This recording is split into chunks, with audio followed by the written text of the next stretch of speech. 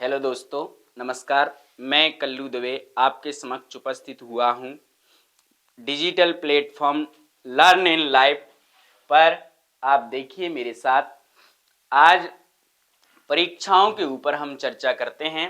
परीक्षा एक तनाव नहीं है, परीक्षा हमारा परीक्षण है।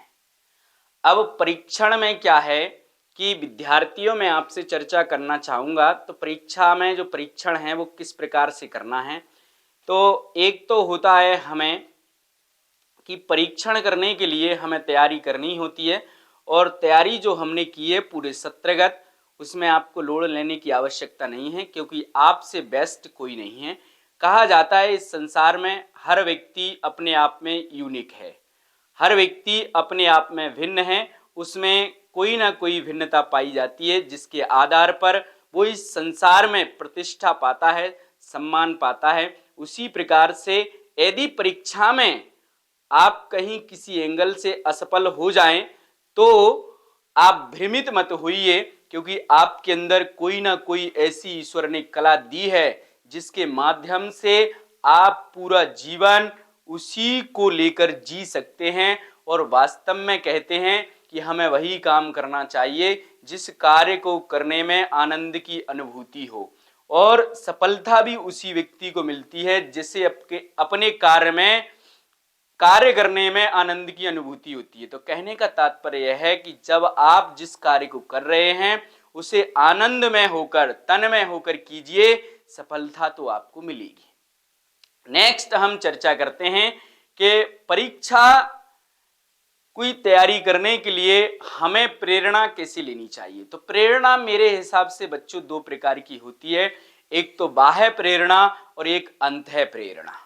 एक तो वो व्यक्ति है जो स्वयं द्वारा जागृत हो चुका है, वो स्वयं से क्या ले चुका है, प्रेरणा ले चुका है कि मुझे ये काम करना है, ये लक्ष्य मेरा है, इस लक्ष्य को पूरा मैं करूंगा, इस लक्ष्य में 100% एफर्ट्स भी मैं ही लगाऊंगा। तो वो व्यक्ति क्या है, अंतः जागृत हो चुका है। और एक वो व्यक्ति है जिसे अभी लक्ष्य के बारे में पता नहीं है।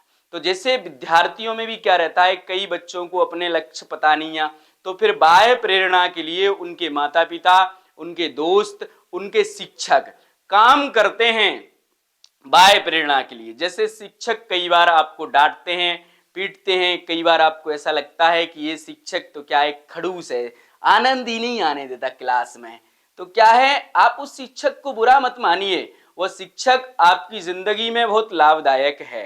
तो आप ऐसे शिक्षकों से बिल्कुल संपर्क में रहिए जो आपके जीवन के बारे में कुछ आपकी गति तेज करना चाहते हैं। तो मेरा कहने का तात्पर्य यह है कि बाह्य प्रेरणा से ही हर व्यक्ति अंतः प्रेरणा में बदलता है। कोई भी व्यक्ति ऐसा नहीं है कि अपने लक्ष्य को लेकर ही पैदा हुआ हो। कहने का तात्पर्य यह है, जो बच्चा पैदा हुआ है उस टाइम तो किसी को नहीं पता कि मैं किसके लिए बना हूं। तो शिक्षक एक ऐसा व्यक्ति है, शिक्षक या माता पिता ऐसा व्यक्ति है कि बच्चे को क्या है, एक प्रेरणा देता है, उसकी प्रतिभा को खोजता है, खोजने के बाद उसमें निखार लाता है, और धीरे धीरे बच्चे की वो बाह्य प्रेरणा अंतः प्रेरणा में बदल जाती है। जैसे तुम देखिए कि पहले मोटरसाइकिल चली थी, मोटरसाइकिल जब चली तो तुमने देखा होगा कि मोटरसाइकिल में किक देकर स्टार्ट किया जाता था। तो किक देना भी मोटरसाइकिल में क्या है, बाह्य प्रेरणा है। और कुछ बात देखिए आप, जब क्या है कि आविष्कार हुए, और आविष्कार होने के बाद आपने देखा कि गाड़ियां सेल्फ स्टार्ट आ गई। जिस बच्चे के अंदर क्या हो चुका है, अंतः प्रेरणा जागृत हो चुकी है, यानी वो क्या हो गया है, सेल्फ हो चुका है, सेल्फ स्टार्ट हो चुका है। अब जिस बच्चे के अंदर क्या है, सेल्फ अभी जागृत नहीं हुआ है प्रेरणा, तो उसके लिए कौन काम कर रहा है, उसके माता पिता, उसके दोस्त, उसके परिवार वाले, उसके शिक्षक, उसके संपर्क वाले लोग। उसके अंदर क्या है, उसको बाहर से किक मार रहे हैं कि बेटा तू ऐसा कर, देख भाई तू ऐसा कर ले, ऐसा हो जाएगा, देख भाई तू ये काम मत कर, वो वाला काम कर ले।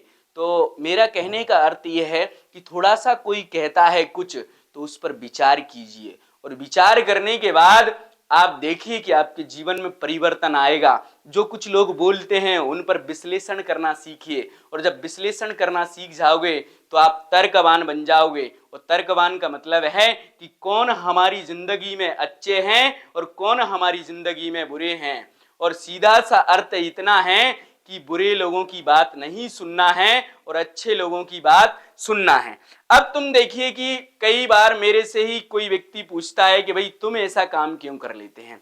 तो मेरी सबसे प्रेरणा का जो स्रोत है, स्कूल से और अपनी कोचिंग तक पैदल जाया करता था। तब मैंने देखा कि उस स्कूल के जो मेरी कोचिंग और स्कूल के बीच में एक दायरा है, जिसमें क्या है कि हमारी बस्ती के कुछ लोपीटा रहते हैं।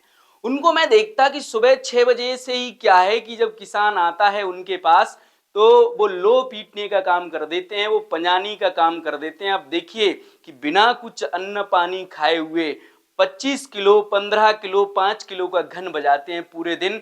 और जब उनके पास 2-3 घंटे कार्य करने के बाद कुछ पेमेंट आता है, तब वही क्या है, उनकी रोजी रोटी है। सीधे अर्थ यह है कि कुछ कार्य करने के बाद उनके पास क्या है, कुछ खाने की व्यवस्था होती है। अब आप ये देखिए कि कई बार वो भूखे रहते हैं, भूखे में भी क्या है, वो 5 किलो का घन बजा लेते हैं। तो सीधी मेरी प्रेरणा तो उन्हीं से है कि भाई अगर वो इतनी मेहनत कर सकते हैं, वो 5 किलो से 25 किलो तक का घन बजा सकते हैं, तो क्या मैं 6 से 6 आपके लिए 12 घंटे नहीं दे सकता। तो सीधी सी बात इतनी है, परीक्षाओं का लोड नहीं लेना है, मेहनत करिए, धैर्य रखिए, आप मेडिटेशन करिए। और ये परीक्षा आपकी जिंदगी नहीं है। ये परीक्षा ऐसा नहीं है कि इस परीक्षा में मैं असफल हुआ, क्योंकि परीक्षा के कई पहलू होते हैं। कई बार हम असफल होते हैं, कई सफल होते हैं। जिस बच्चे ने मेहनत करी वो सफल हो जाता है, जिस बच्चे ने मेहनत नहीं की तो वो असफल हो जाता है। जैसे कहा जाता है if you hard work then you success. आप क्या करेंगे, कठिन परिश्रम करेंगे तो सफल हो जाएंगे।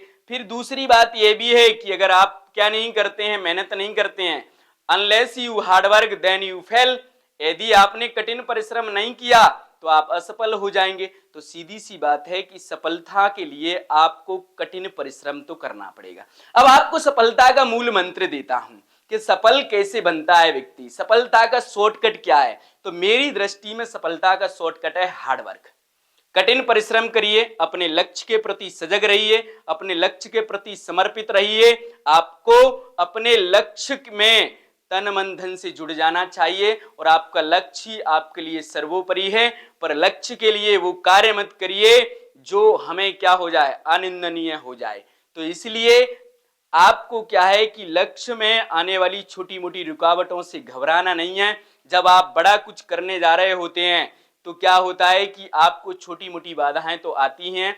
अब मैं छोटी सी एक स्टोरी आपके सामने रखता हूं कि लक्ष्य में क्या होता है कि जैसे एक बच्चा रहता है और एक बच्ची रहती है।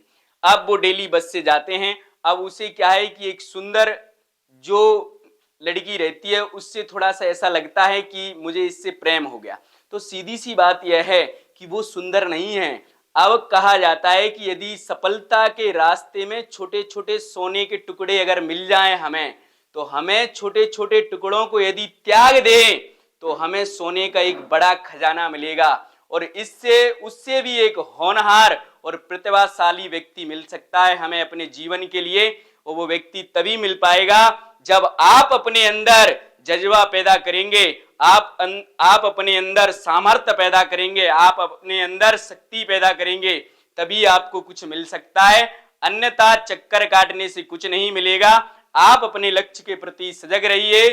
सार्थक तभी बना जा सकता है जब आप अपना पूरा कर्तव्य के साथ, अपने निष्ठा के साथ अपने लक्ष्य के प्रति लग जाइए। और आज की मेरी वीडियो यहीं मैं समाप्त करूंगा 2 शब्दों के साथ कि आप क्या है, टाइम मैनेजमेंट, आपका त्याग, आपका परिश्रम और आपका मेडिटेशन ही आपको सफल बनाएगा। जय हिंद बच्चों।